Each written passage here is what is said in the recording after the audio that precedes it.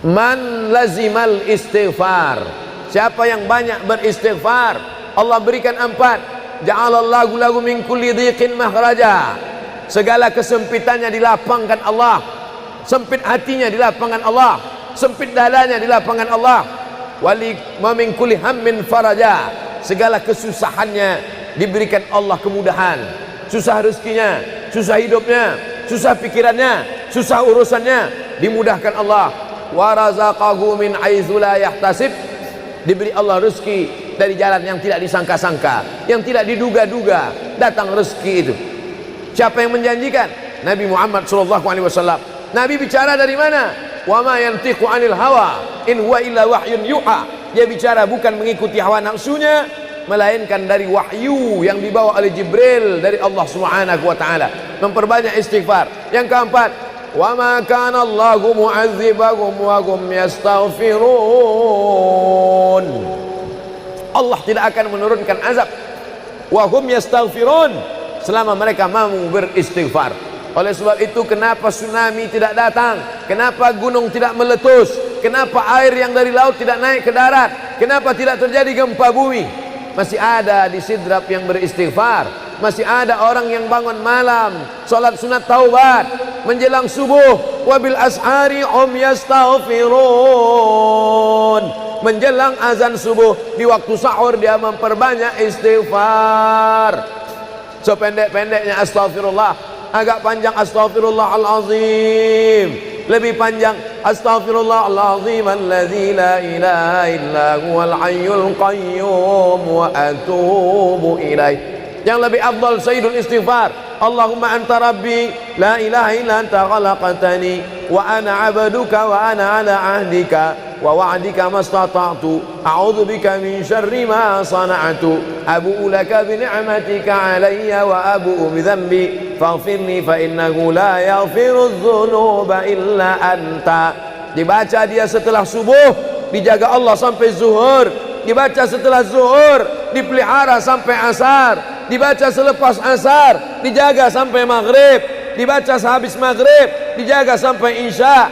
Dibaca habis isya, dijaga sampai subuh. Allahumma anta rabbi la ilaha illa anta khalaqtani wa ana 'abduka, aku hambamu, wa ana 'ala ahdika, aku dalam perjanjian denganmu, wa wa'dika, aku dalam MOU denganmu, mastata'tu, sesuai kemampuanmu. Abu ulaka bi ni'matika alayya, aku datang menghadapmu dengan nikmatmu, nikmat mata, nikmat telinga, nikmat otak, nikmat hati, nikmat buah pinggang, nikmat kaki, nikmat tangan. Wa abu bi dzambi, tapi justru aku datang membawa dosa. Aku datang membawa nikmat, tapi justru aku datang membawa dosa. Dosa telinga, dosa mata, dosa lidah, dosa hati. Mestinya aku datang membawa nikmat, datang membawa pahala. Wa abu bi dzambi, tapi justru aku datang membawa dosa. Tapi aku yakin dan percaya, fa innahu la yaghfiru dzunuba illa anta, tak ada yang bisa mengampunkan segala dosa kecuali engkau. Di musim pandemi yang selama ini selesai sholat hanya 3 kali saja. Assalamualaikum warahmatullah, assalamualaikum warahmatullah, astaghfirullahaladzim, astaghfirullahaladzim, astaghfirullahaladzim. Diperbanyak istighfar. Wallahi, kata Nabi Muhammad SAW, Nabi bersumpah, wallahi demi Allah, inilah astaghfiru ila rabbi wa atubu ilaih, aku beristighfar kepada Allah, aku bertaubat kepada Allah mi'ata marrah, 100 kali sehari semalam.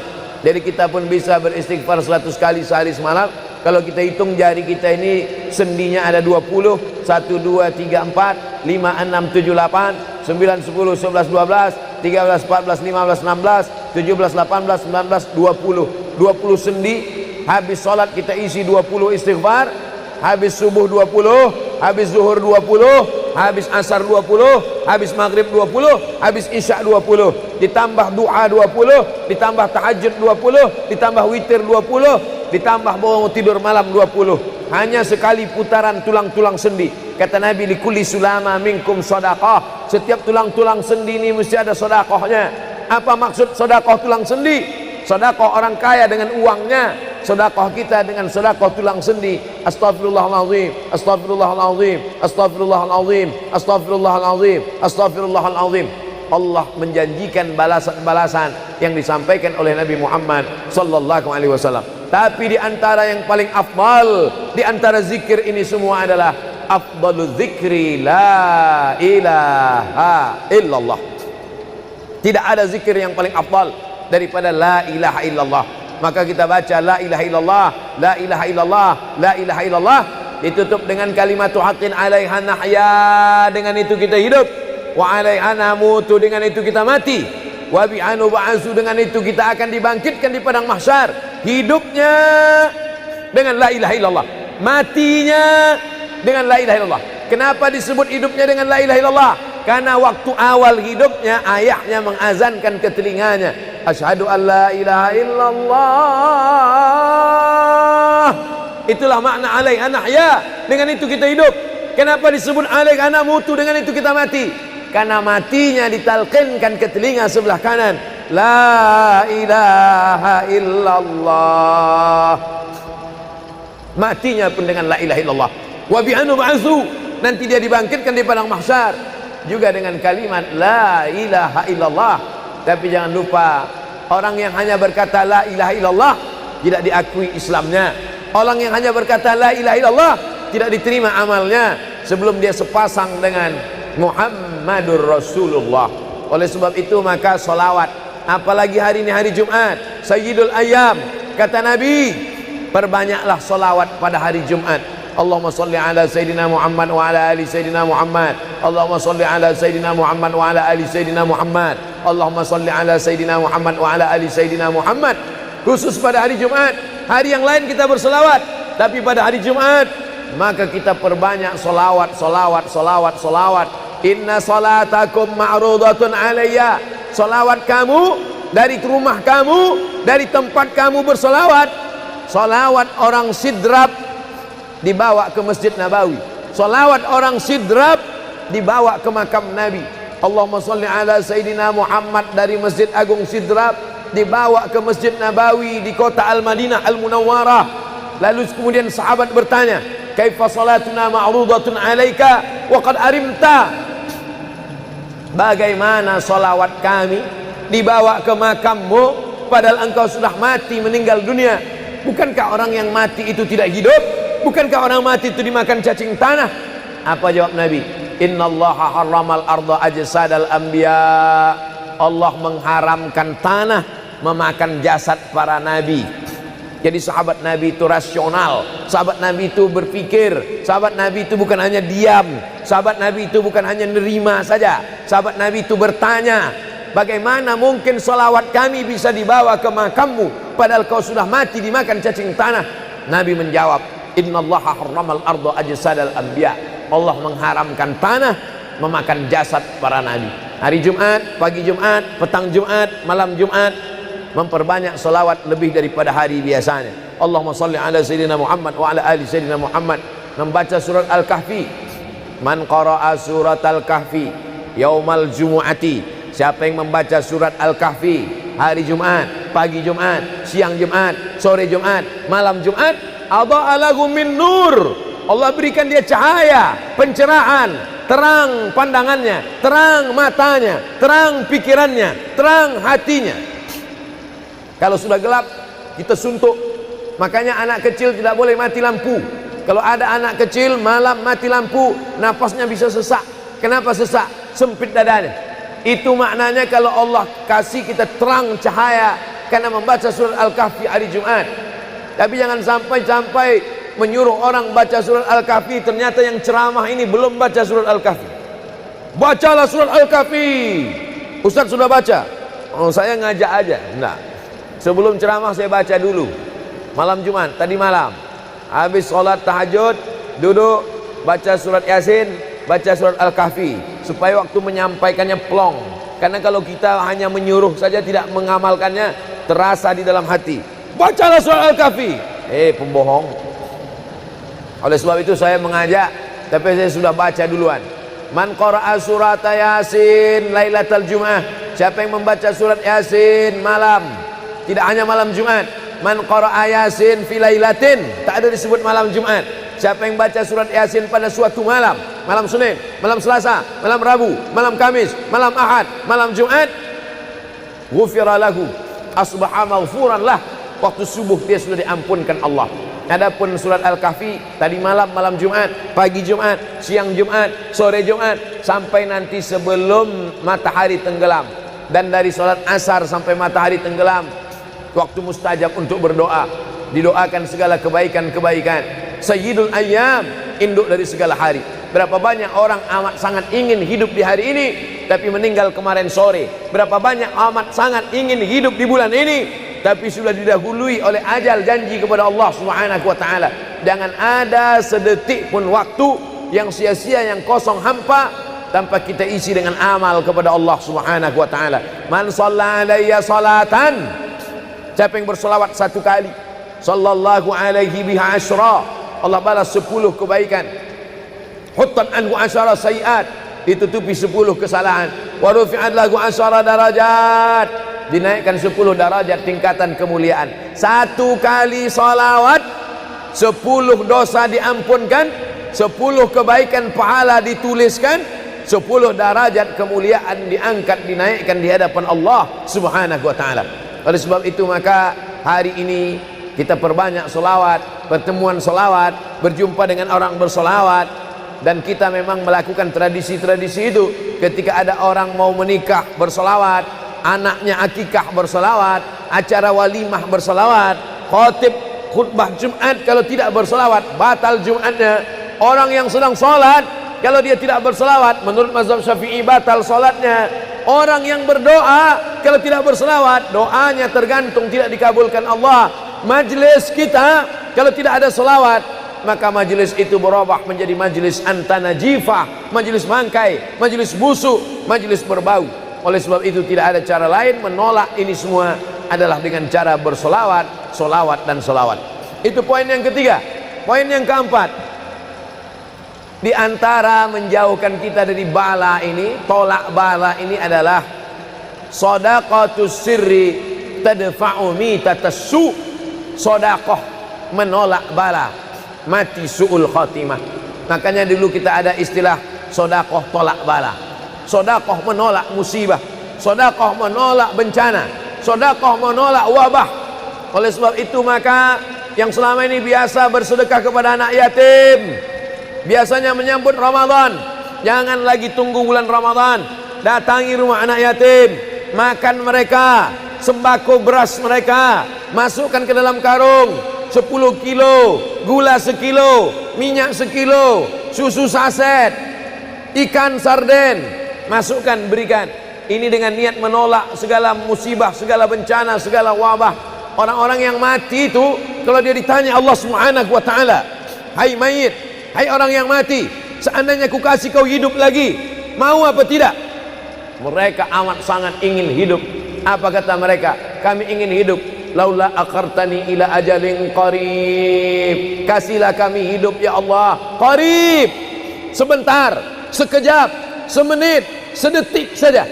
Kalau aku kasih kau hidup, kau mau apa? Kata Allah.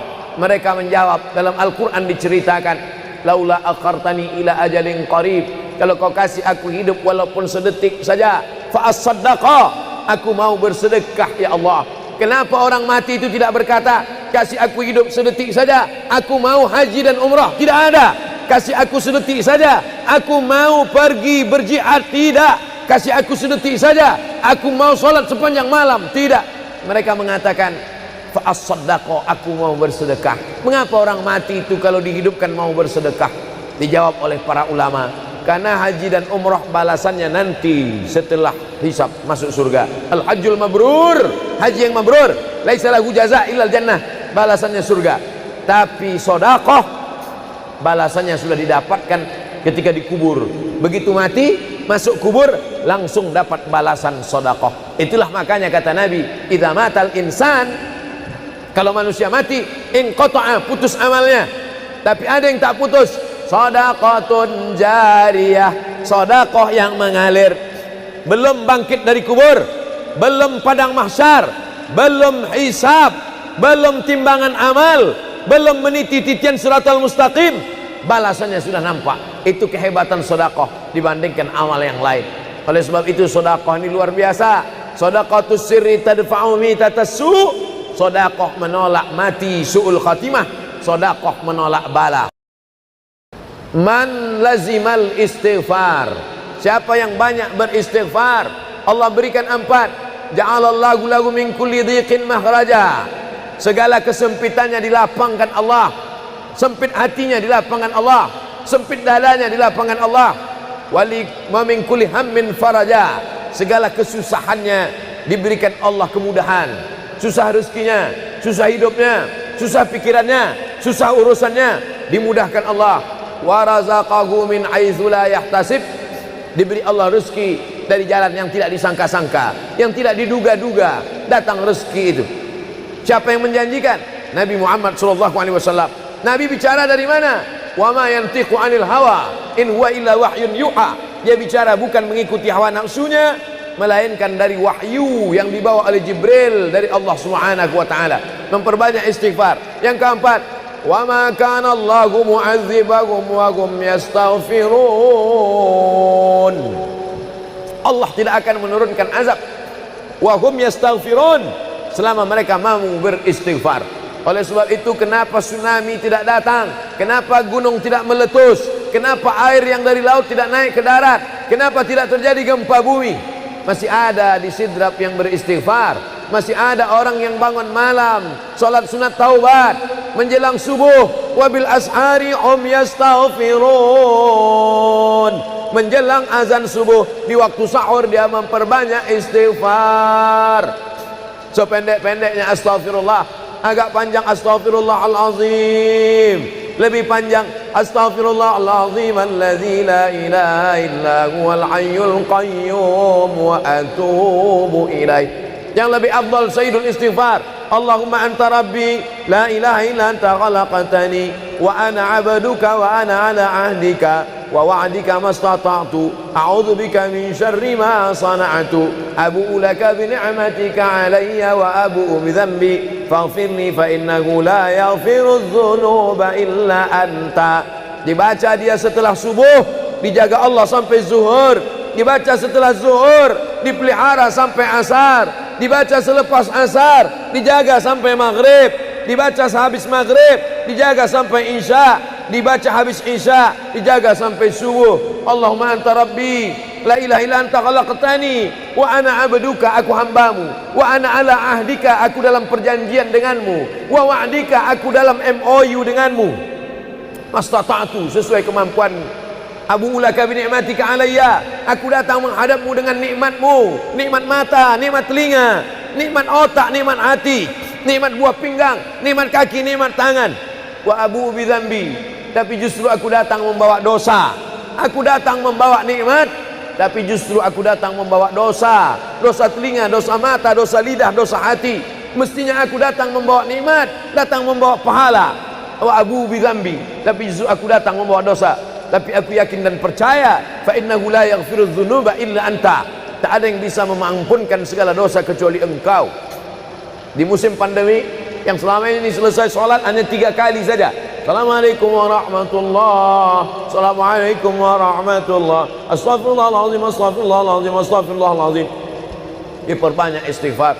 Wallahi, kata Nabi Muhammad SAW, Nabi bersumpah, wallahi demi Allah, inilah astaghfiru ila rabbi wa atubu ilaih, aku beristighfar kepada Allah, aku bertaubat kepada Allah mi'ata marrah, 100 kali sehari semalam. Jadi kita pun bisa beristighfar 100 kali sehari semalam. Kalau kita hitung jari kita ini sendinya ada 20, 1, 2, 3, 4, 5, 6, 7, 8, 9, 10, 11, 12, 13, 14, 15, 16, 17, 18, 19, 20 sendi. Habis sholat kita isi 20 istighfar, habis subuh 20, habis zuhur 20, habis asar 20, habis maghrib 20, habis isya 20, ditambah doa 20, ditambah tahajud 20, ditambah witir 20, ditambah bangun tidur malam 20. Hanya sekali putaran tulang-tulang sendi. Kata Nabi, likulli sulama minkum sedekah, setiap tulang-tulang sendi ini mesti ada sedekahnya. Apa maksud sedekah tulang sendi? Sedekah orang kaya dengan uangnya, sedekah kita dengan sedekah tulang sendi. Astaghfirullahalazim, astaghfirullahalazim, astaghfirullahalazim, astaghfirullahalazim, astaghfirullahalazim. Allah menjanjikan balasan-balasan yang disampaikan oleh Nabi Muhammad sallallahu alaihi wasallam. Tapi di antara yang paling afdal di antara zikir ini semua adalah afdalu dzikri la ilaha illallah. Tidak ada zikir yang paling afdal daripada la ilaha illallah. Maka kita baca la ilaha illallah, la ilaha illallah, la ilaha illallah, ditutup dengan kalimatu haqqin 'alaiha nahya, dengan itu kita hidup, wa 'alaiha namutu, dengan itu kita mati, wa bi'anu ba'su, dengan itu kita akan dibangkitkan di padang mahsyar. Hidupnya dengan la ilaha illallah, matinya dengan la ilaha illallah. Kenapa disebut hidupnya dengan la ilaha illallah? Karena waktu awal hidupnya ayahnya mengazankan ke telinganya, asyhadu an la ilaha illallah. Itulah makna alaiha nahya, dengan itu kita hidup. Kenapa disebut alaiha namutu, dengan itu kita mati? Karena matinya ditalqinkan ke telinga sebelah kanan, la ilaha illallah. Matinya pun dengan la ilaha illallah. Wa bi'anu ba'su, nanti dia dibangkitkan di padang mahsyar juga dengan kalimat la ilaha illallah. Tapi jangan lupa, orang yang hanya berkata la ilaha illallah tidak diakui Islamnya. Orang yang hanya berkata la ilaha illallah tidak diterima amalnya sebelum dia sepasang dengan Muhammadur Rasulullah. Oleh sebab itu maka solawat, apalagi hari ini hari Jumat, Sayyidul Ayyam, kata Nabi, perbanyaklah solawat pada hari Jumat. Allahumma salli ala Sayyidina Muhammad wa ala ali Sayyidina Muhammad. Allahumma salli ala Sayyidina Muhammad wa ala ali Sayyidina Muhammad. Allahumma salli ala Sayyidina Muhammad wa ala ali Sayyidina Muhammad. Khusus pada hari Jumat. Hari yang lain kita berselawat, tapi pada hari Jumat maka kita perbanyak solawat, solawat, solawat, solawat. Inna salatakum ma'rudatun alayya. Solawat kamu dari rumah kamu, dari tempat kamu bersolawat. Solawat orang sidrap dibawa ke Masjid Nabawi. Salawat orang sidrap dibawa ke makam Nabi. Allahumma salli ala Sayyidina Muhammad dari Masjid Agung Sidrap dibawa ke Masjid Nabawi di kota Al-Madinah Al-Munawwarah. Lalu kemudian sahabat bertanya, kaifa salatuna ma'rudatun alaika wa qad arimta? Bagaimana salawat kami dibawa ke makammu padahal engkau sudah mati, meninggal dunia? Bukankah orang yang mati itu tidak hidup? Bukankah orang mati itu dimakan cacing tanah? Apa jawab Nabi? Innallaha harramal arda ajsadal anbiya. Allah mengharamkan tanah memakan jasad para nabi. Jadi sahabat Nabi itu rasional. Sahabat Nabi itu berpikir. Sahabat Nabi itu bukan hanya diam. Sahabat Nabi itu bukan hanya nerima saja. Sahabat Nabi itu bertanya, bagaimana mungkin salawat kami bisa dibawa ke makammu padahal kau sudah mati dimakan cacing tanah? Nabi menjawab, innallaha harramal arda ajsadal anbiya. Allah mengharamkan tanah memakan jasad para nabi. Hari Jumat, pagi Jumat, petang Jumat, malam Jumat, memperbanyak salawat lebih daripada hari biasanya. Allahumma salli ala Sayyidina Muhammad wa ala ali Sayyidina Muhammad. Membaca surat Al-Kahfi. Man qara'a surat Al-Kahfi yaumal jumu'ati. Siapa yang membaca surat Al-Kahfi hari Jumat, pagi Jumat, siang Jumat, sore Jumat, malam Jumat, adha'a lahu min nur. Allah berikan dia cahaya, pencerahan, terang pandangannya, terang matanya, terang pikirannya, terang hatinya. Kalau sudah gelap, kita suntuk. Makanya anak kecil tidak boleh mati lampu. Kalau ada anak kecil malam mati lampu, nafasnya bisa sesak. Kenapa sesak? Sempit dadanya. Itu maknanya kalau Allah kasih kita terang cahaya karena membaca surat Al-Kahfi hari Jumat. Tapi jangan sampai menyuruh orang baca surat Al-Kahfi, ternyata yang ceramah ini belum baca surat Al-Kahfi. Bacalah surat Al-Kahfi. Ustaz sudah baca? Oh, saya ngajak aja. Enggak. Sebelum ceramah saya baca dulu. Malam Jumat, tadi malam. Habis sholat tahajud, duduk, baca surat Yasin, baca surat Al-Kahfi. Supaya waktu menyampaikannya plong. Karena kalau kita hanya menyuruh saja tidak mengamalkannya, terasa di dalam hati. Bacalah surat Al-Kahfi. Pembohong. Oleh sebab itu saya mengajak, tapi saya sudah baca duluan. Man qara'a surat Yasin lailatal Jum'ah. Siapa yang membaca surat Yasin malam, tidak hanya malam Jumat. Man qara'a Yasin fi lailatin, tak ada disebut malam Jumat. Siapa yang baca surat Yasin pada suatu malam, malam Senin, malam Selasa, malam Rabu, malam Kamis, malam Ahad, malam Jumat, ghufira lahu, asbaha maghfuran lah. Waktu subuh dia sudah diampunkan Allah. Adapun surat Al-Kahfi tadi malam, malam Jumat, pagi Jumat, siang Jumat, sore Jumat, sampai nanti sebelum matahari tenggelam. Dan dari salat asar sampai matahari tenggelam, waktu mustajab untuk berdoa, didoakan segala kebaikan-kebaikan. Sayyidul Ayyam, induk dari segala hari. Berapa banyak orang amat sangat ingin hidup di hari ini, tapi meninggal kemarin sore. Berapa banyak amat sangat ingin hidup di bulan ini, tapi sudah didahului oleh ajal, janji kepada Allah Subhanahu wa taala. Jangan ada sedetik pun waktu yang sia-sia, yang kosong hampa, tanpa kita isi dengan amal kepada Allah Subhanahu wa taala. Man shalla alayya salatan, siapa yang bersolawat satu kali, sallallahu alaihi biha asyra, Allah balas 10 kebaikan. Huttan anhu asyara sayiat, ditutupi 10 kesalahan. Wa rufi'at lahu asyara darajat, dinaikkan 10 darajat tingkatan kemuliaan. Satu kali salawat 10 dosa diampunkan, 10 kebaikan pahala dituliskan, 10 derajat kemuliaan diangkat, dinaikkan di hadapan Allah Subhanahu wa taala. Oleh sebab itu maka hari ini kita perbanyak solawat, pertemuan solawat, berjumpa dengan orang bersolawat. Dan kita memang melakukan tradisi-tradisi itu. Ketika ada orang mau menikah bersolawat, anaknya akikah bersolawat, acara walimah bersolawat, khotib khutbah Jumat kalau tidak bersolawat batal Jumatnya. Orang yang sedang sholat kalau dia tidak bersolawat, menurut mazhab Syafi'i batal sholatnya. Orang yang berdoa kalau tidak bersolawat, doanya tergantung tidak dikabulkan Allah. Majlis kita kalau tidak ada solawat, maka majlis itu berubah menjadi majlis antanajifah, majlis mangkai, majlis busuk, majlis berbau. Oleh sebab itu tidak ada cara lain menolak ini semua adalah dengan cara bersolawat, solawat dan solawat. Itu poin yang ketiga. Poin yang keempat, di antara menjauhkan kita dari bala ini, tolak bala ini adalah shadaqatus sirri tadfa'u mitatas su'. Sodakoh menolak bala, mati su'ul khotimah. Makanya dulu kita ada istilah sodakoh tolak bala, sodakoh menolak musibah, sodakoh menolak bencana, sodakoh menolak wabah.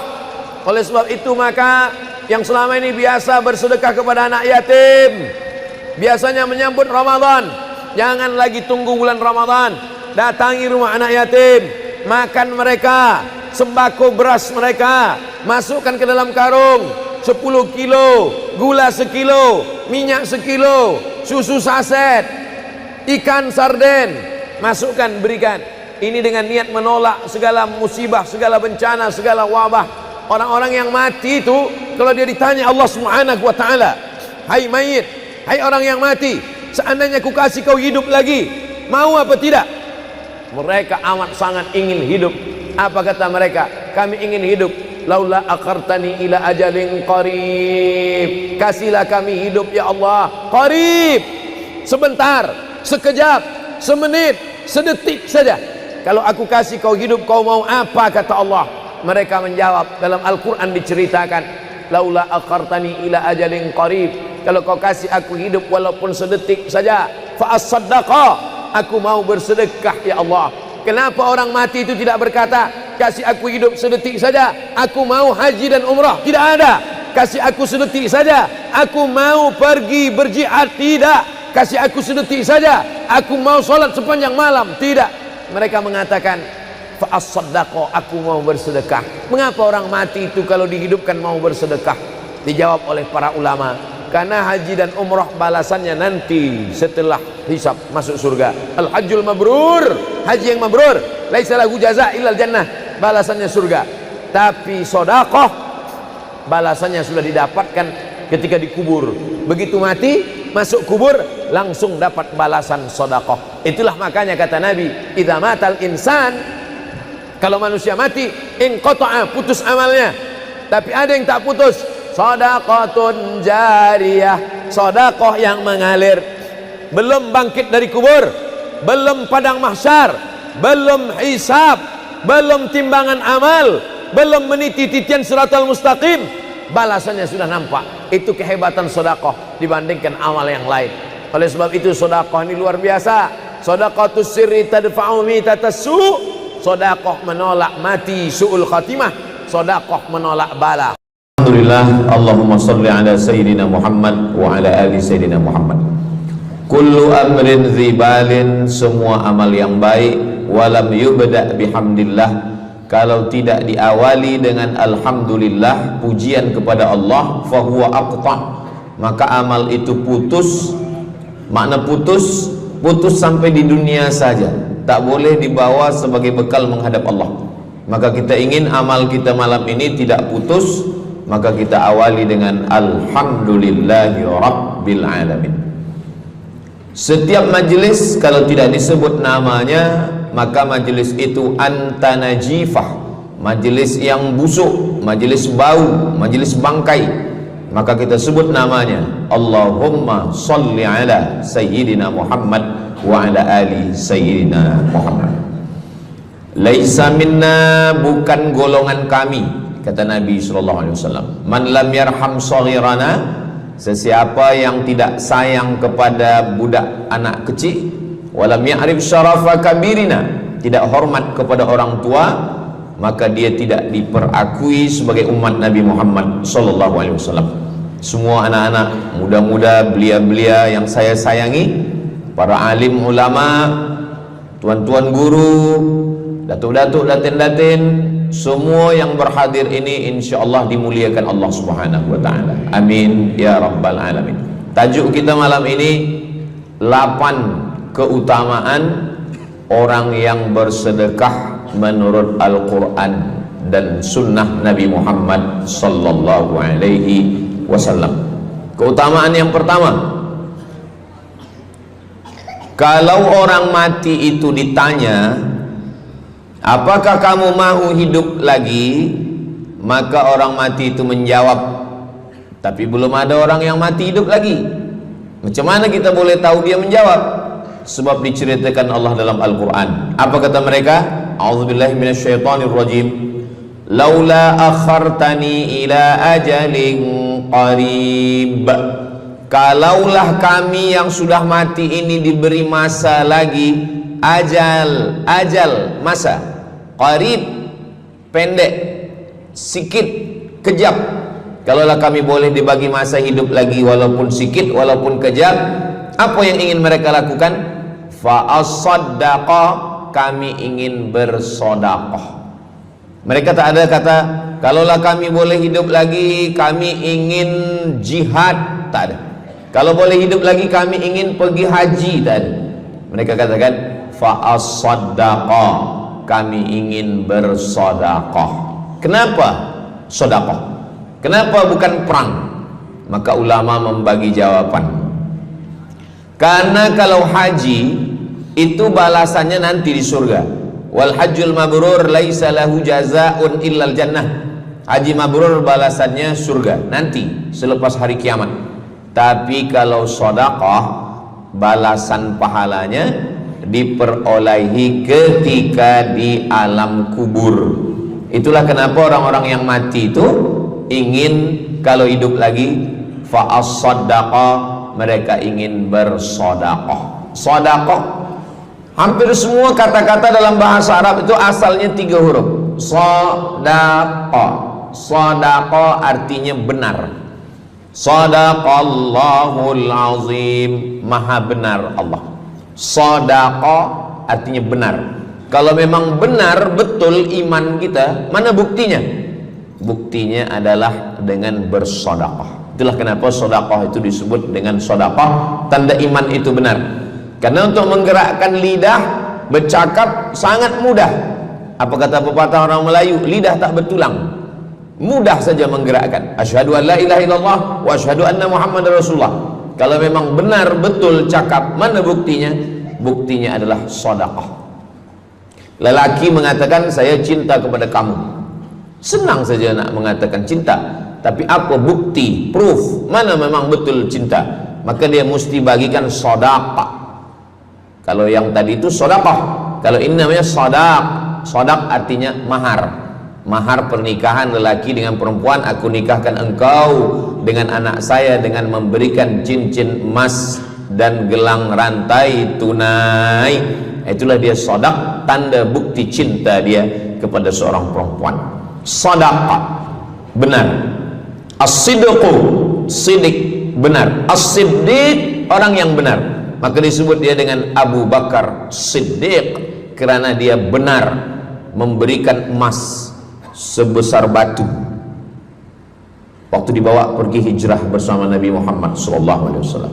Maka dia disebut dengan Siddiq karena dia benar imannya dengan memberikan sedekah. Tapi ada makna siddiq yang lain. Ketika yang lain mendustakan Nabi, tak percaya kepada Isra Mi'raj, dialah orang yang percaya, maka disebut dia dengan Siddiq. Siddiq dari kata sadaq, benar, karena iman dia yang benar. Mana bukti, proof bahwa iman dia benar?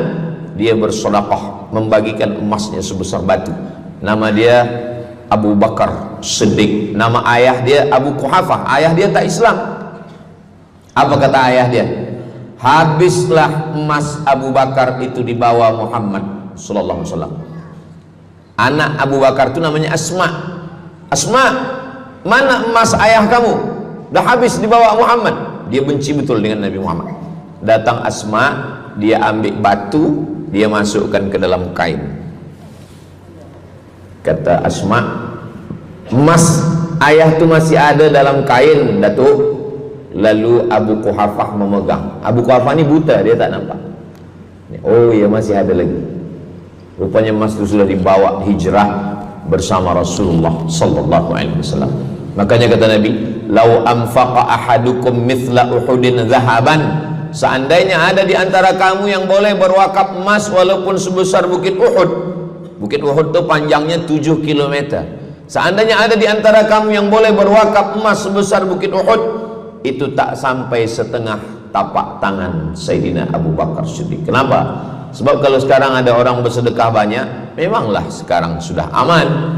Tapi masa itu masa susah, masa payah, Abu Bakar Siddiq menunjukkan bukti keimanannya. Ini keutamaan yang pertama menurut Al-Quran. Kenapa orang bersedekah? Karena orang-orang mati, kalau dia boleh bagi tambah umur hidup lagi, mereka berkata, fa'as-saddaqa, kami ingin bersedekah. Itu yang pertama.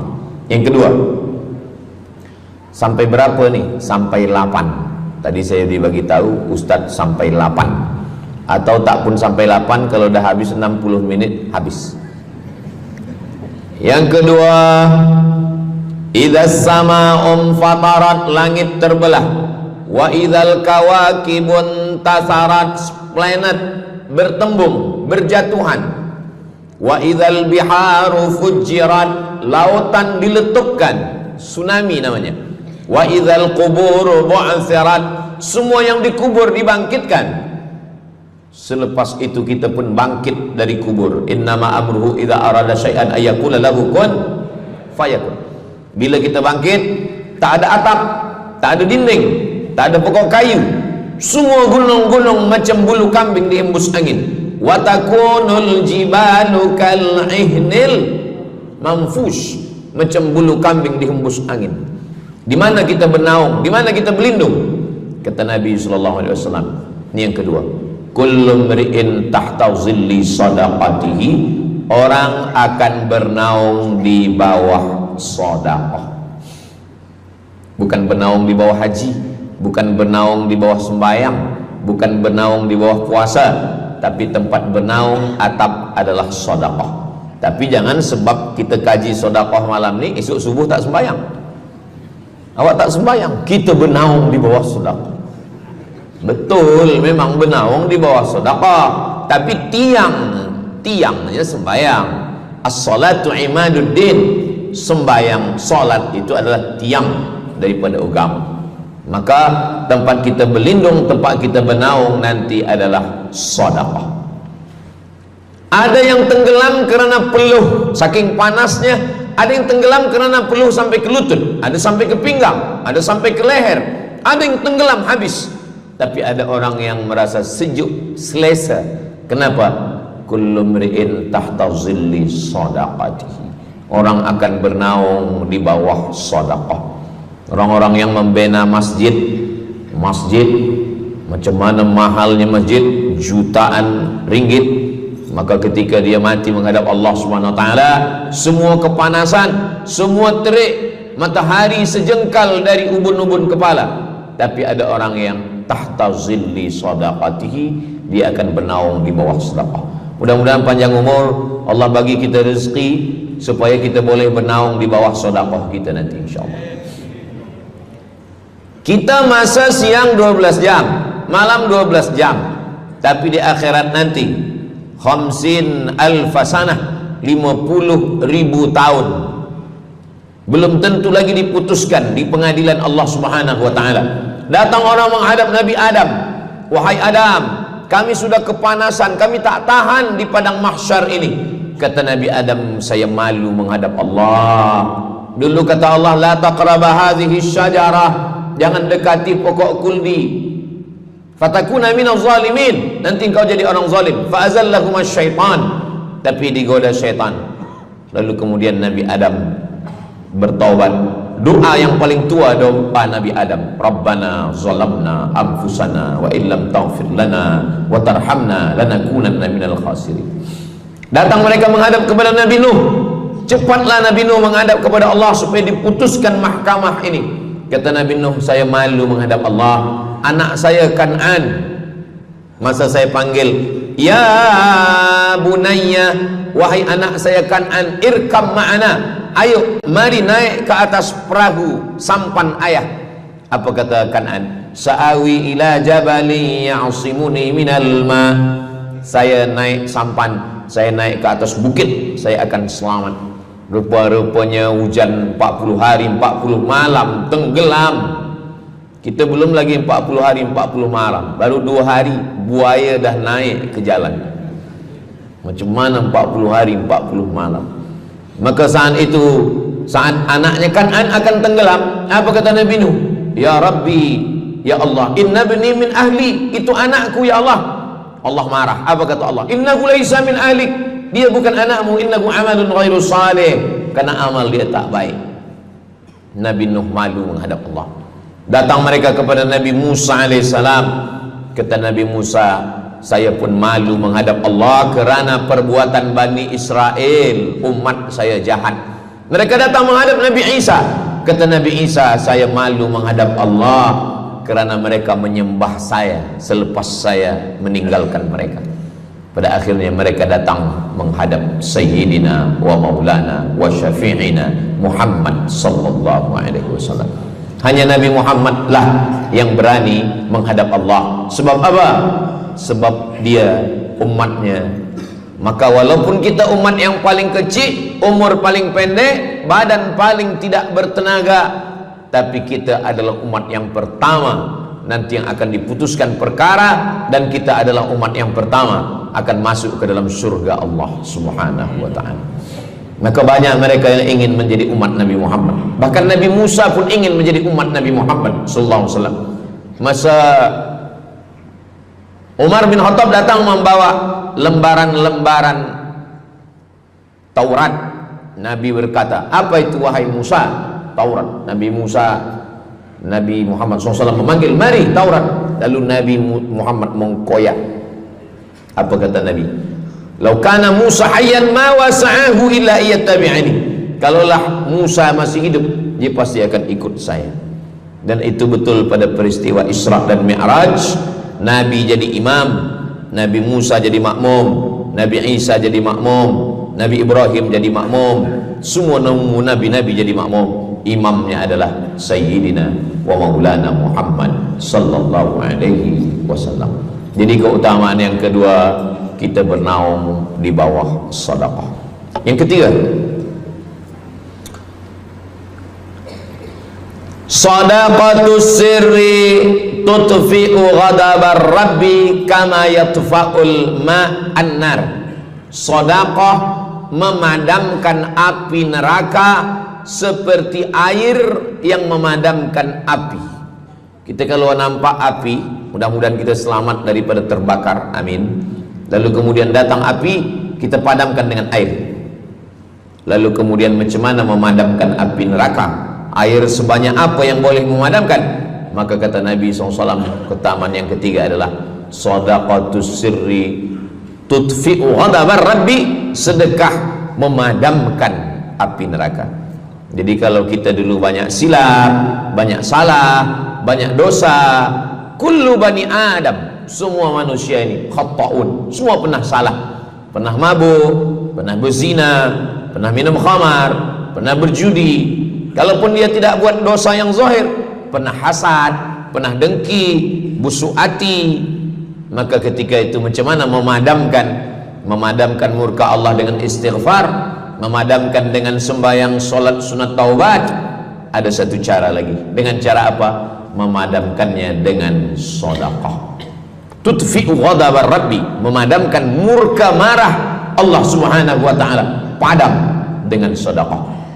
Tapi tentu saja sedekah yang ikhlas kerana Allah subhanahu wa ta'ala. Datang seorang yang sudah banyak dosa menghadap Nabi, menghadap pendeta Yahudi.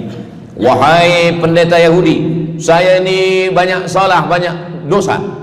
Saya sudah membunuh 99 orang. Apakah mungkin Tuhan mengampunkan dosa saya? Kata pendeta Yahudi, Tuhan tidak mengampuni dosa kamu kerana kamu sudah membunuh.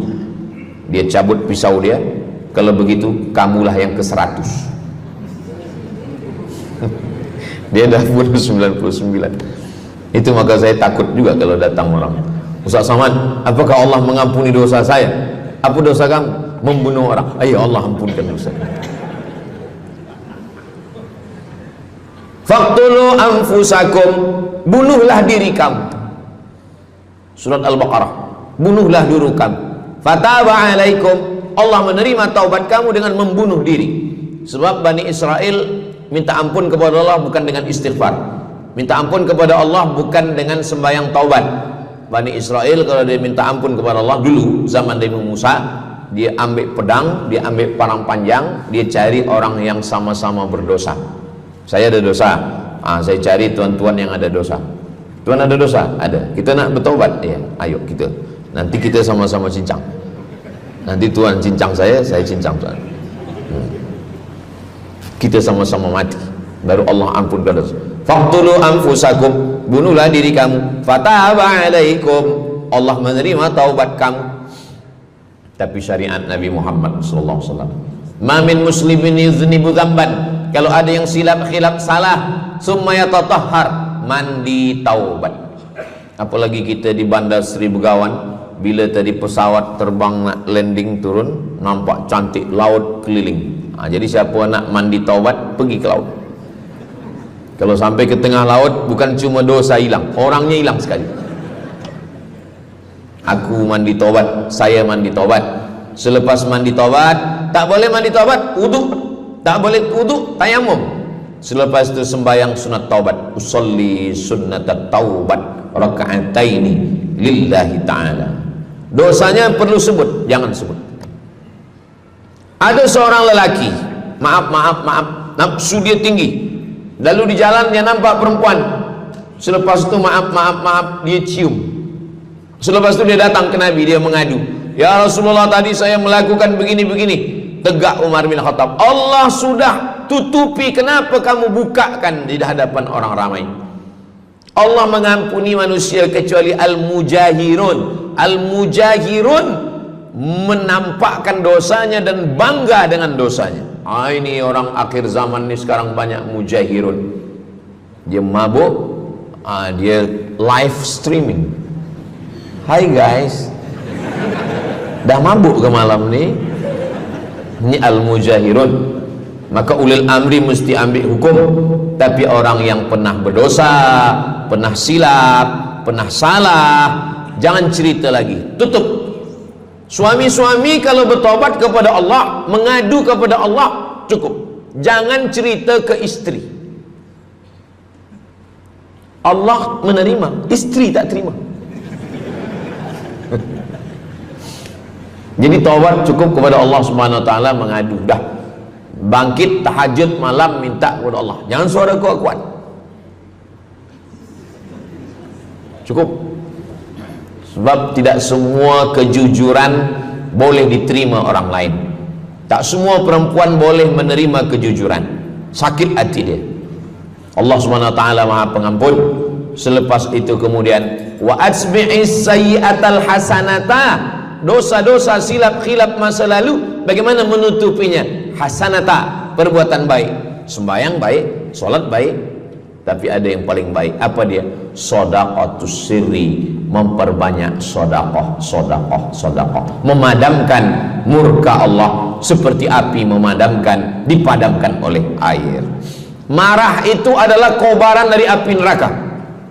Bila kita sedang marah, itu adalah api neraka lahab. Lahab itu artinya berkobar. Lahab pakai ba, lahab. Sebab saya pernah juga lalu di satu jalan, ada rumah makan, restoran Abu Lahab, pakai P, lahab, mungkin lahab, makan lahab. Allah Subhanahu wa taala memadamkan murkanya. Inna rahmati sabaqat ghadabi, rahmatku lebih cepat daripada murkaku. Memang Allah marah, tapi ketika dia berbagi kepada orang lain, dia tutupi dosanya di masa yang lalu. Syarat taubat 3. Yang pertama, an-nadamu fil qalbi, menyesal dalam hati. Yang kedua, al-iqraru bil lisani, nyatakan dengan lisan, astaghfirullahalazim. Yang ketiga, al-itmaru alla ya'uda ilaihi abadan, tekad saya tidak akan buat lagi sampai mati. Namanya taubat nasuha. Nasuha, 3 huruf. Nasoha artinya menyaring madu. Datang orang memanjat pokok kayu, dia ambil parang panjang, dia potong sarang lebah jatuh ke bawah, disaring dengan kain tipis, lalu kemudian tersangkut di atas kain. Lilinnya tersangkut, lebahnya tersangkut, anak lebah tersangkut, rantingnya tersangkut, dahannya tersangkut, maka keluarlah madu. Itu bahasa Arabnya namanya nasuha. Apa makna nasuha? Menyaring dosa-dosa sehingga yang tinggal hanya amal soleh, yang sampah-sampah tersangkut. Sekarang susah nak minum madu yang asli, banyak palsu. Macam mana Ustaz, saya ni suka spesial minum madu, apa tanda madu ni asli? Bawa pulang ke rumah, kalau istri marah itu asli.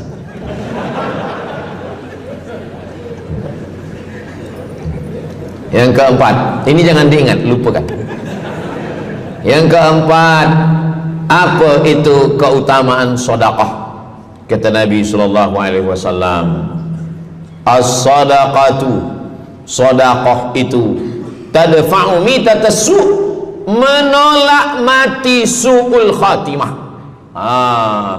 Tak ada guna amal elok baik kalau mati dalam keadaan su'ul khatimah. Kita selalu berdoa, Allahumma khtim lana bihusnil khatimah. Maka cara untuk menolak mati su'ul khatimah ini adalah dengan cara sedekah.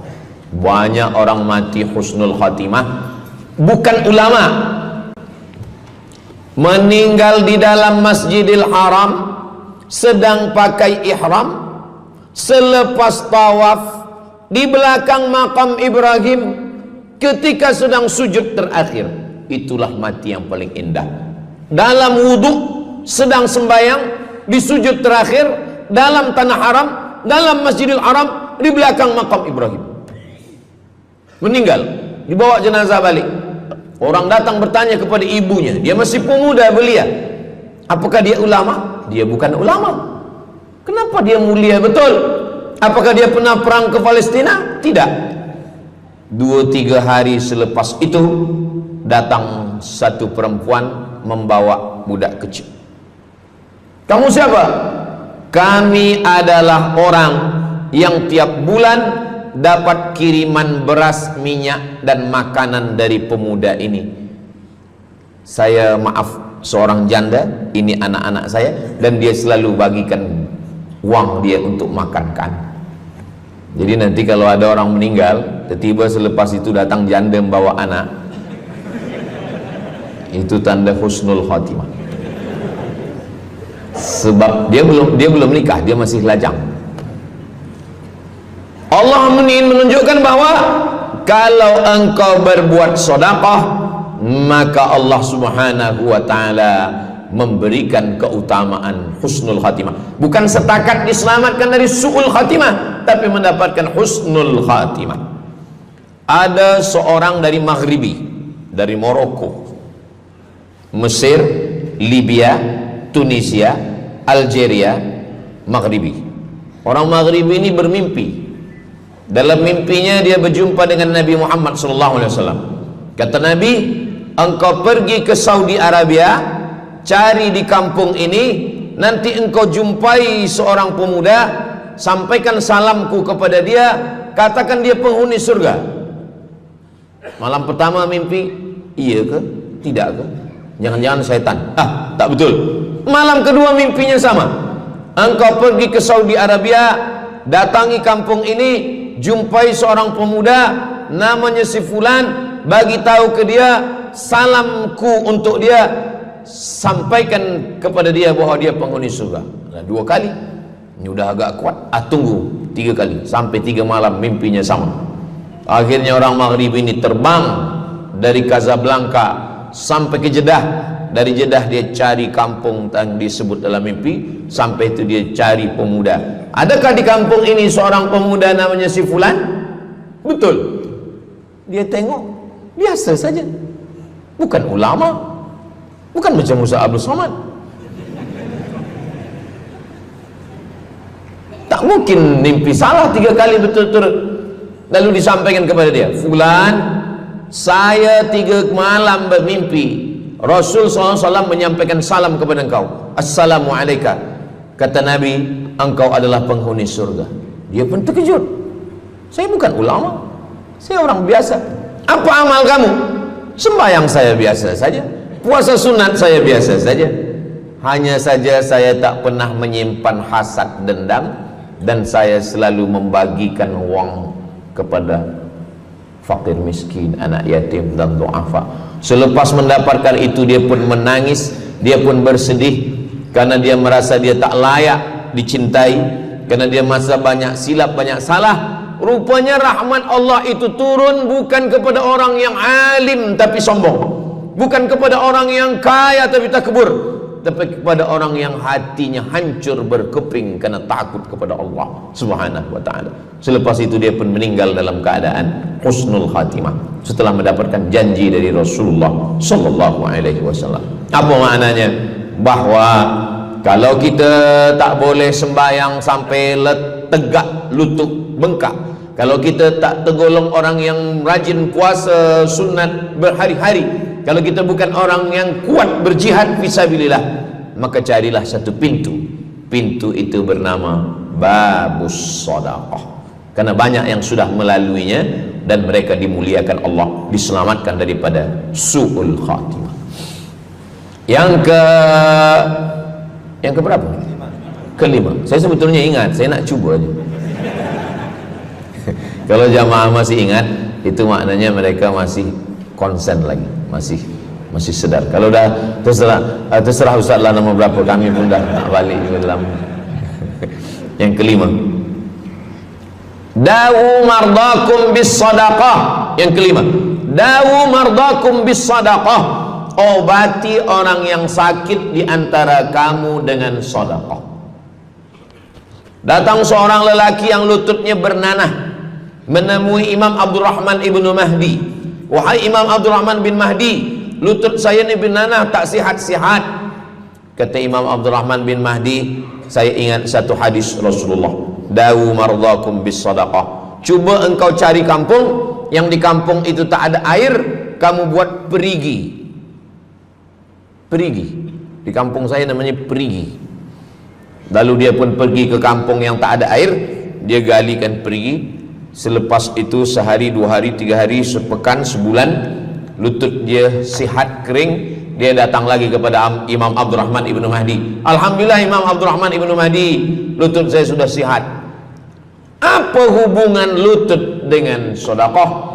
Rupanya setiap orang yang mengambil air untuk minum, untuk berwudu, untuk mandi, untuk memasak, selepas itu mereka berdoa, ya Allah, berikanlah kebaikan kepada orang yang sudah membagikan air ini.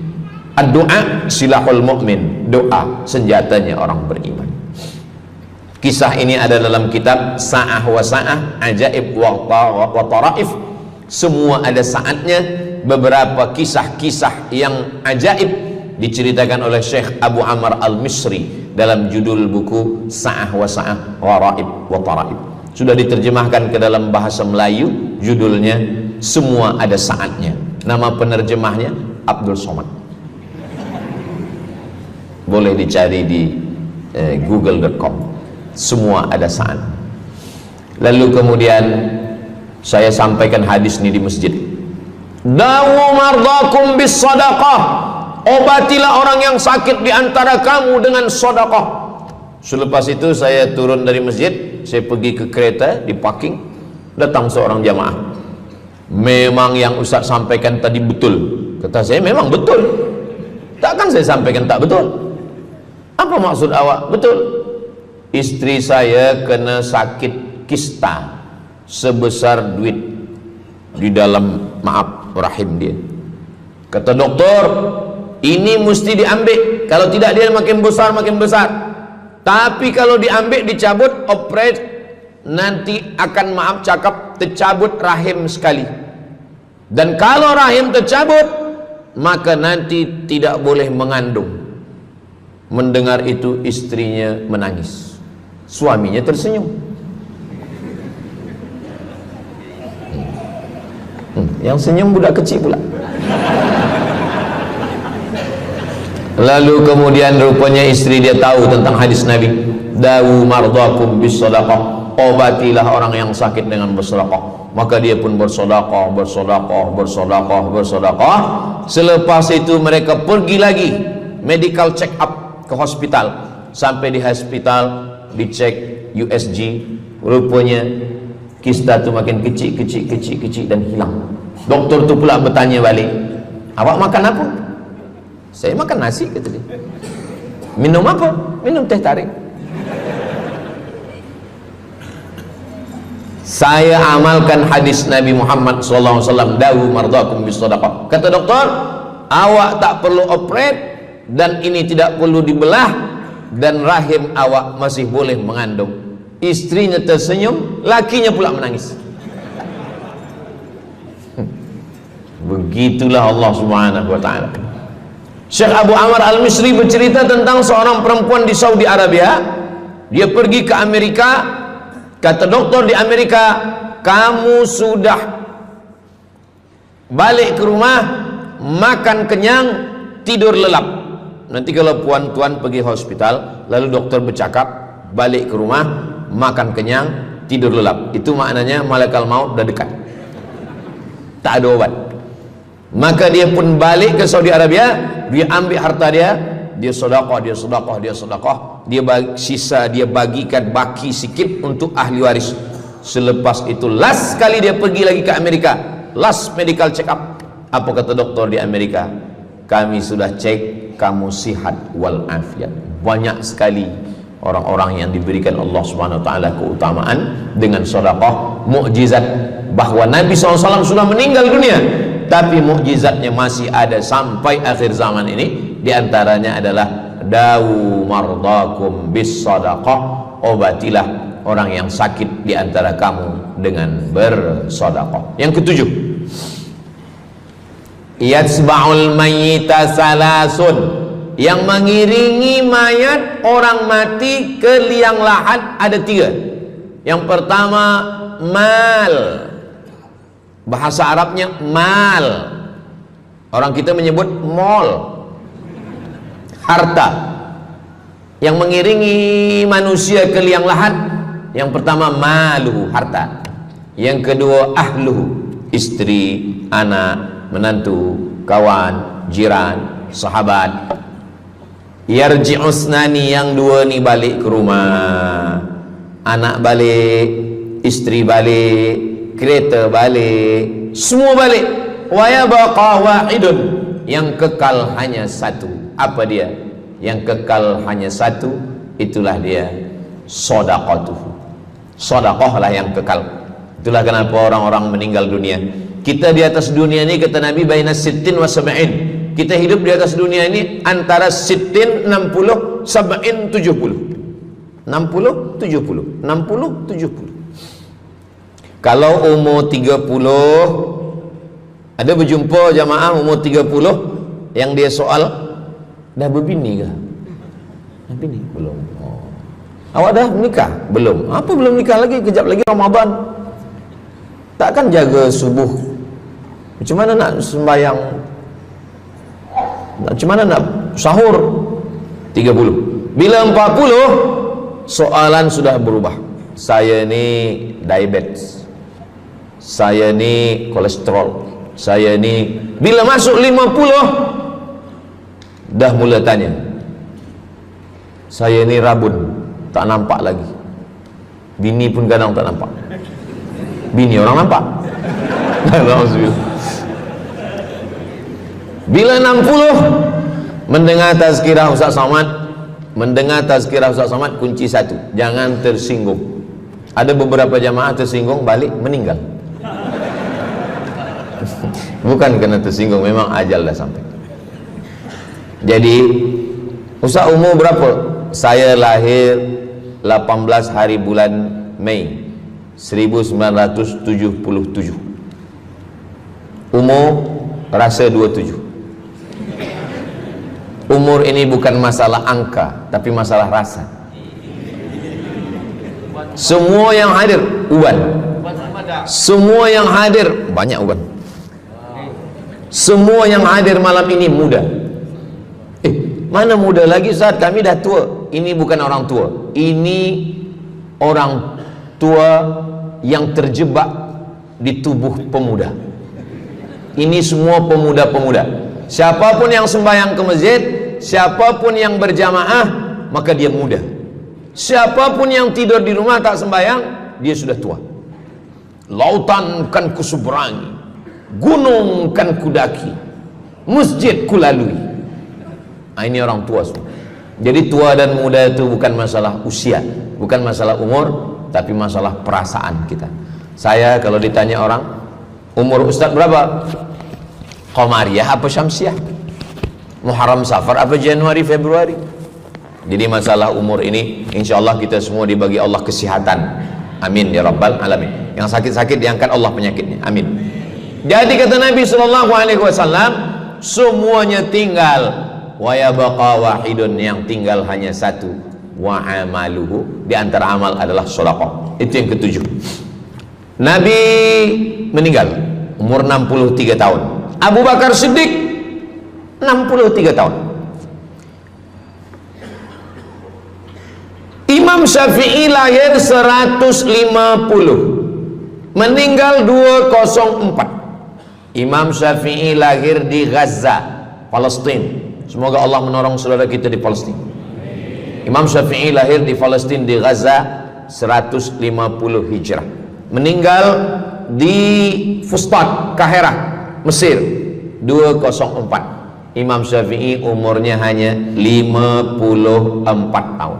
50, muda.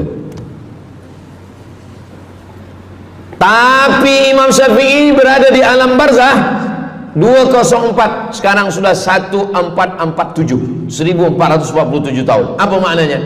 Berarti Imam Syafi'i di alam kubur sudah 1200 tahun. Soalan, lebih lama di atas tanah atau di dalam tanah? Lebih lama di alam barzah. Di alam rahim 9 bulan 10 hari. Di alam dunia 63 tahun kalau sampai. Di alam kubur menunggu hari kiamat.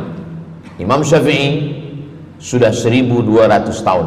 Tapi setiap detik, setiap menit, setiap jam, dari maghribi sampai ke Nusantara, semua orang menyebut nama Syafi'i, Syafi'i, Syafi'i, Syafi'i. Setiap kampung ada nama orang Syafi'i, setiap kawasan ada nama orang Syafi'i. Begitulah mulianya Imam Syafi'i. Kita, seandainya kita mati, berapa lama lagi kita di alam barzah? Dulu ada yang mengatakan kiamat 2012, rupanya tak jadi. Kan ada filmnya, kiamat 2012, Steven Spielberg. Tak jadi. Yas'alunaka 'anis sa'ati ayyana mursaha. Mereka bertanya kepadamu tentang hari kiamat. Qul, katakan, la ya'lamuha illa, yang tahu hanya Allah Subhanahu wa ta'ala. Pikirkan, kalau kita mati, apa yang akan mengalir? Rumah kita dijual anak kita, dibagi-bagi kepada ahli waris. Kereta kita dijual semuanya.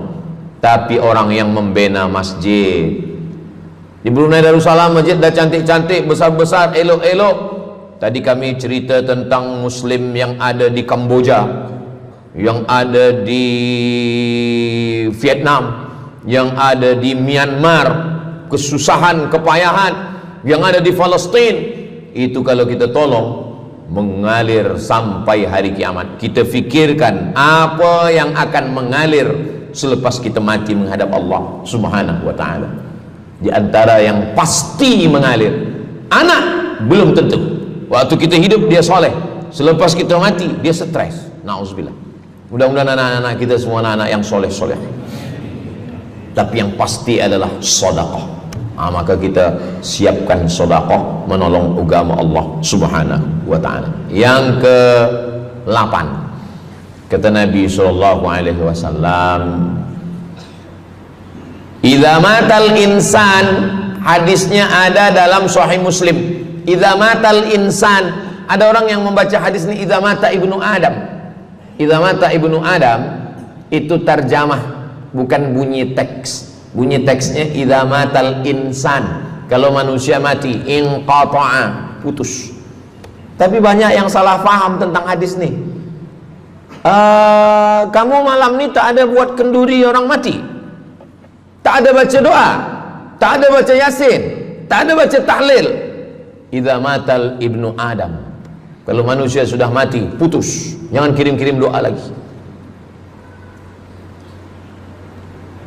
Banyaklah soalan ke saya, Ustaz Abdul Somad, ya, macam mana kalau orang sudah mati tak ada anak, lalu siapa yang mendoakan dia? Kata saya, yang mendoakan dia saya. Allahumma ighfir lahu warhamhu wa'afihi wa'fu anhu. Siapa yang akan bacakan Al-Fatihah untuk dia? Saya akan bacakan Al-Fatihah. Saya tengok muka dia macam meragu, dia tak percaya Fatihah ini sampai. Siapa yang tak percaya Fatihah sampai, saya tak marah, sebab ni masalah yang gaib. Siapa yang tak percaya Yasin itu sampai, siapa yang tak percaya Fatihah itu sampai, saya tak marah. Bagi saja nama semua lengkap dengan bin. Nanti bila mati saya kirim. Bila tak sampai, cepat-cepat bagi tahu. Idza matal insan, kalau manusia mati, inqata'a amaluhu, yang putus tu amal dia, amal yang mati itu. Misal ini ada orang mati, namanya Abdul Somad. Nanti kalau saya sebut nama lain tersinggung pula. Ada orang mati namanya Abdul Somad. Idza matal insan, kalau Abdul Somad ni mati, inqata'a amaluhu, maka yang putus tu amal dia. Amal Abdul Somad ni yang putus. Amal orang Brunei untuk Abdul Somad putus atau tak putus? Tidak putus. Datang berita, mereka tengok di Instagram Abdul Somad, Ustadz Abdul Somad Official. Bagi yang belum follow, cepat follow. Dapat berita Ustadz Somad sudah meninggal. Orang Bandar Seri Begawan, semua orang Brunei mengirimkan Al-Fatihah, mereka sholat gaib. Sampai apa tak sampai? Sampai. Jadi mana yang putus itu apa maknanya? Amal dia putus, amal orang mati nih putus, amal orang hidup kepada yang mati tak putus. Saya bilang sekali lagi, yang putus itu amal orang mati. Amal orang mati putus. Apa maksud amal orang mati putus?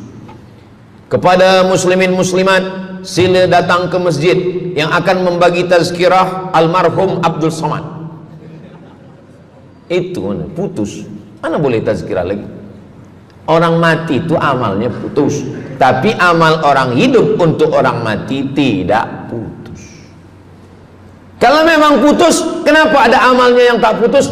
Ada amal dia yang tak putus. Ini Abdul Somad mati dia, amal dia semuanya putus, tapi ada amal dia yang tak putus. Pertama, shadaqatun jariyah. Sedekah itu kan amal dia, tak putus. Sedekah dia bina masjid dia, sedekah dia tahfiz Quran. Budak-budak tahfiz Quran itu menghafal Quran, jadi tuan guru, punya murid, punya pondok, maka tak putus. Amal dia tapi tak putus. Yang kedua, ilmun yuntafa'u bih, mengajar dia, diamalkan orang, tak putus. Waladun solihun, anak soleh. Anak soleh itu maksudnya, anak soleh itu kan amal dia. Nah, itu yang banyak orang yang tak paham. Macam mana amal soleh, macam mana amal soleh itu amal kita? Macam mana anak soleh itu amal kita? Kalau istri, mohon maaf, kalau istri awak cuma awak tengok saja, apakah mungkin dia hamil? Nah, itu dah payah betul dah menjelaskan. Maknanya anak kita itu amal kita. Maka kalau kita mati, dia tetap mengalir. Bukan berarti doa orang lain tak sampai. Ini banyak orang salah faham. Selepas orang meninggal, tak usah baca doa lagi, tak usah Allah maafir lahu lagi, tak usah baca Yasin lagi, tak sampai. Maksud putus itu amal orang mati itu putus. Kalaulah putus amal orang hidup kepada orang mati, tak ada salat jenazah. Nanti kalau ada orang mengatakan tak usah baca doa, kita udah putus semua, nanti bila dia mati jangan sembayangkan. Sebab sembayang jenazah itu kan amal orang hidup untuk orang mati. Allahu Akbar, Allahumma alhamd, Allahu Akbar, Al-Fatihah, Allahu Akbar, salawat, Allahu Akbar, Allahumma maghfir lahu warhamhu wa'afihi wa'fu anhu, Allahu Akbar, Allahumma la tahrimna ajrahu wa la taftina ba'dahu wa waghfir lana wa lahu wa li ikhwanina alladhina sabaquna bil iman wa la taj'al fi qulubina ghillan lil ladzina amanu rabbana innaka ra'ufur rahim. Empat itu sampai, Al-Fatihah sampai, doa sampai, Al-Fatihah sampai, solawat sampai, doa takbir 3 sampai, doa takbir 4 pun sampai. Itu maknanya amal orang hidup sampai, tapi amal orang mati putus. Apakah orang mati itu tetap beramal? Orang mati tetap beramal, tapi katanya putus. Yang putus itu amal wajib. Sholat wajib, tak wajib lagi. Puasa wajib, tak wajib lagi. Adapun amal yang tak wajib, makanya kalau ada suami yang tak mau amal wajib, suruhlah dia mati. Mana dalil ustadz bahwa orang mati tetap beramal? Waktu Nabi Muhammad SAW Isra Mi'raj, Nabi Isra Mi'raj, Nabi tengok Nabi Musa sholat di dalam kuburnya, padahal Nabi Musa sudah meninggal. Itu menunjukkan orang meninggal pun beribadah, tapi ibadah dia tidak wajib lagi. Waktu sampai di Masjidil Aqsa, Nabi Ibrahim sholat, Nabi Musa sholat, Nabi-Nabi sholat, padahal mereka sudah meninggal dunia. Itu menunjukkan bahwa orang mati beribadah, tapi ibadahnya tidak wajib. Yang kita wajib ini hanya dari akil baligh sampai kita mati. Siapa yang wajib sembahyang? Akil baligh. Siapa yang wajib puasa? Akil baligh. Siapa yang wajib haji? Akil baligh mampu. Ada orang akil, ada orang baligh tapi tak akil. Umur 15 tahun, 20 tahun, 30 tahun, baligh, umurnya sampai, tapi tak akil, tak ada akal. Rufi'al qalam, kertas, pena. Pena dia terangkat, tak mencatat. Ada 3 orang yang penanya tak mencatat. Yang pertama, anis sobi hatta yahtalim, budak kecil sampai dia mimpi akil balik. Yang kedua, anin naim hatta yastayqiz, orang tidur sampai dia terjaga. Yang pertama, budak kecil sampai akil balik. Maka kalau nak nakal waktu kecil itulah. Menyesal saya Ustaz, waktu kecil dulu baik-baik. Yang kedua, anin naim hatta yastayqiz, orang tidur sampai dia jaga tidur. Makanya kalau nak buat dosa waktu tidur. Ada seorang suami tidur, selepas itu dia terjaga, dia katakan ke istri dia, Adinda, buah hati belayan jiwa, siang dan malam terbayang-bayang, makan tak kenyang, tidur tak lelap. Abang bermimpi malam tadi. Mimpi apa? Mimpi berbini lagi. Kata istri dia, engkau tidur lagi, mimpi lagi, ceraikan dia. Macam mana nak tidur lagi? Begitulah. Tapi perempuan ini tak ada di Brunei, di kampung saya. Sini baik-baik. Orang tidur dia tidak boleh dihukum, sebab mimpi kita tak boleh buat-buat. Anil naim hatta yastayqis, orang tidur sampai dia jaga tidur. Anil majnun hatta yafiq, orang gila sampai sehat. Orang gila tak diambil hukum, tak wajib sembahyang, tak wajib puasa. Itu maka kadang isteri kalau ada lelaki tak sembahyang, abang ni gila ke? Kata, aku tergila-gila dengan kamu sayang. Jadi siapa yang wajib? Macam mana dengan orang yang pikun, hilang ingatan? Hilang ingatan bila dari mula zuhur azan sampai waktu asar habis, ingatan dia hilang, maka dia tak wajib sembahyang. Tapi bila dia ingat sekejap, dia wajib lagi. Itu pula masalahnya Ustaz. Laki saya ni hilang ingatan waktu sembahyang je. Lepas tu ingat balik berakal. Kata orang kalau sudah tua kita mengalami namanya demensia. Manusia demensia, amnesia. Amnesia tak ingat apa-apa, semua lupa. Tu maka kita bila nak pergi ke mana-mana guna helmet, sebab bila kepala ni terantuk lupa. Ada kawan saya, dia hafaz Quran 30 juz, ceramah tazkirah ke mana-mana, bawa kereta jatuh. Kata dia banyak ayat-ayat yang hilang, maka aku kalau sembahyang ayat pendek-pendek. Kata saya, bang, di kampung saya dulu kalau ada radio yang dah tua yang rosak, itu biasa kita pukul mau elok balik. Cuba antukkan sekali lagi, kata saya. Kata dia, aku takut kalau aku antukkan Fatihah ni pula hilang. Maka Islam ini datang menjaga 5. Pertama, menjaga akal. Tak boleh minum khamar, tak boleh guna khamar, narkotik. Menjaga diri, tak boleh bunuh diri. Menjaga kehormatan, tak boleh menghina orang. Menjaga agama, tak boleh membawa aliran sesat, ateis, tak percaya, kekafiran. Menjaga harta, tak boleh ada mencuri, tak boleh ada dusta, tak boleh ada akad bohong, tak boleh ada tipu, tak boleh ada gharar, tak boleh ada zulm, tak boleh ada ghish.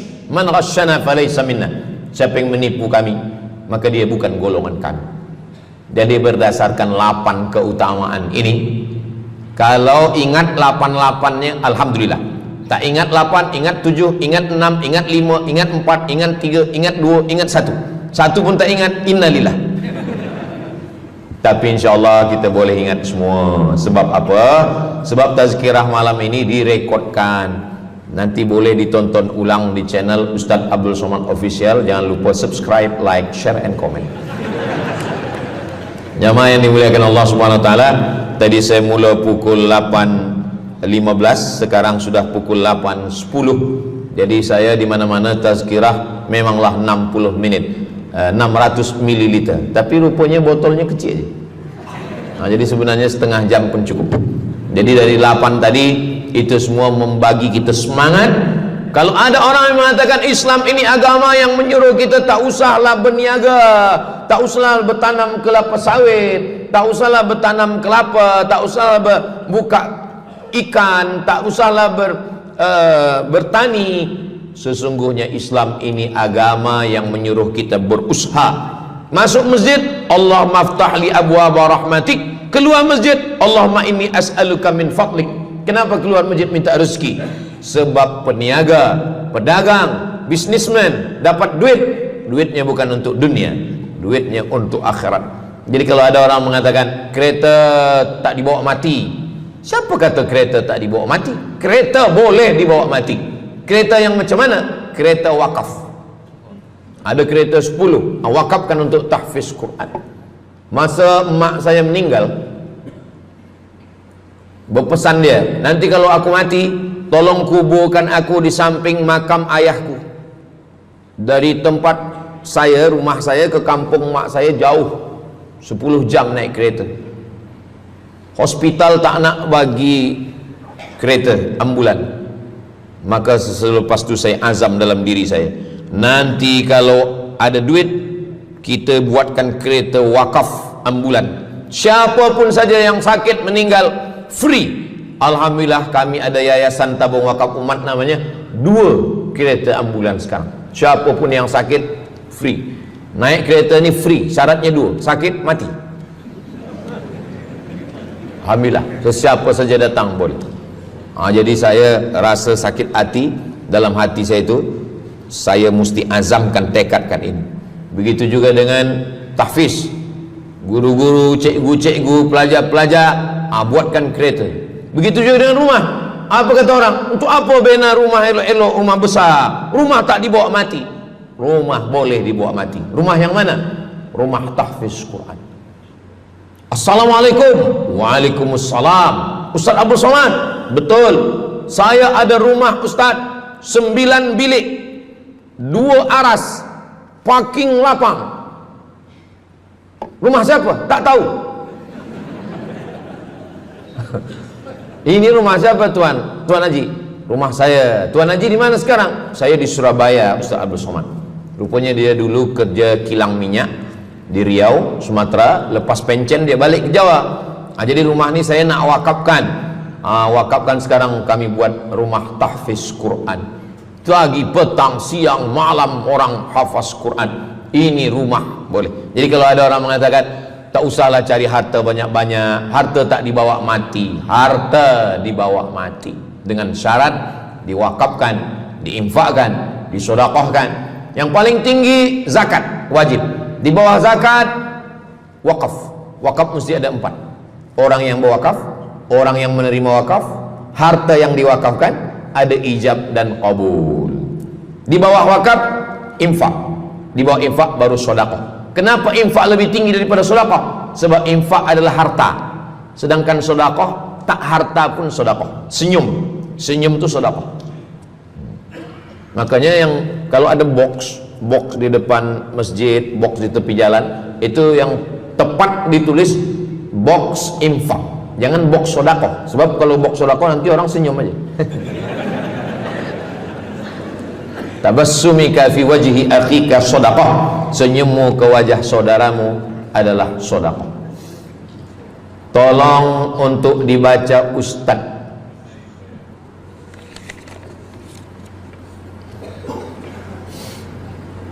Seorang hamba yang ketika jahiliyah pernah mengambil hak orang dengan mengambil persen daripada uang infak. Setelah dia menyadari akan salahnya, dia bertaubat dan ingin mengembalikan hak tersebut. Masalahnya dia tidak mengetahui berapa dan ke siapa dibalikkan. Kalau kita termakan terpakai duit yang kita tak tahu entah punya siapa, cuba ingat-ingat. Memang kalau masalah ini kadang kita lupa memang. Coba ingat tahun berapa. Sebab duit RM1 tahun 80 dengan 2025 tak sama nilainya, sebab ada inflasi ekonomi. Jadi coba ingat, tengok dengan harga emas. Tahun 80 berapa 1 gram emas, tahun 2025 berapa. Maka dihitungnya ke emas, bukan ke dolar, tapi kepada emas. Nah, selepas kita dapat harga emas, lalu kita balikkan. Misalkan tahun 80 100 ringgit itu 3 gram. Maka yang sekarang kita tidak balikkan 100 ringgit, tapi kita balikkan sekarang 2025 dengan 3 gram emas. Berapa harga 3 gram emas? Lepas itu kita balikkan. Kalau kita tak tahu orangnya di mana, anak cucunya, ahli warisnya tak tahu, maka kita serahkan kepada masalih ammah. Masalih ammah artinya kepentingan umum. Pendidikan tahfiz Quran, sekolah, tempat anak yatim, tempat duafa fakir miskin, ke masjid boleh. Tapi kalau kita bawa duit haram, duit tak jelas, kita serahkan saja. Datang, tuan guru bagi dah. Jangan sebut pula tuan guru ni ada beberapa duit haram saya nak bagi ni. Serahkan saja. Begitu juga dengan orang yang menyimpan uang di bank yang bukan Islamic bank. Syukran, jazakumullah khair. Lalu kemudian dia duduk di negeri yang tak Islam, lalu kemudian dia letakkan di bank yang tak Islamik. Maka duit ini ada ada fawaid, ada bunganya. Riba haram. Kalau dia simpan di rumah dia takut hilang. Duit ini tak boleh dia makan, tak boleh dia belikan ke pakaian, tak boleh dia bagikan ke orang lain, maka dia serahkan kepada masalih ammah. Begitu kata Syekh Yusuf Al-Qardawi dalam kitab judulnya Fatawa Mu'asirah, fatwa-fatwa kontemporer, fatwa modern. Jadi masalih ammah, kepentingan umum, bukan untuk diri sendiri. Orang terhalang doanya sebab 3. Mat'amu haram, makanannya haram. Masrabuhu haram, minumannya haram. Malbasuhu haram, pakaiannya haram. Wadhiya bil haram, dibagi makan haram. Jadi kalau kita selamatkan, insyaallah Allah pun menyelamatkan kita semua. Mudah-mudahan Allah bagi kita, anak cucu kita rezeki, supaya kita boleh mengamalkan pintu sedekah ini. Salah satu pintu surga ada namanya babus sedekah. Orang yang masuk surga melalui pintu karena banyak bersedekah. Apakah orang mati itu tetap beramal? Orang mati tetap beramal, tapi katanya putus. Yang putus itu amal wajib. Sholat wajib, tak wajib lagi. Puasa wajib, tak wajib lagi. Adapun amal yang tak wajib,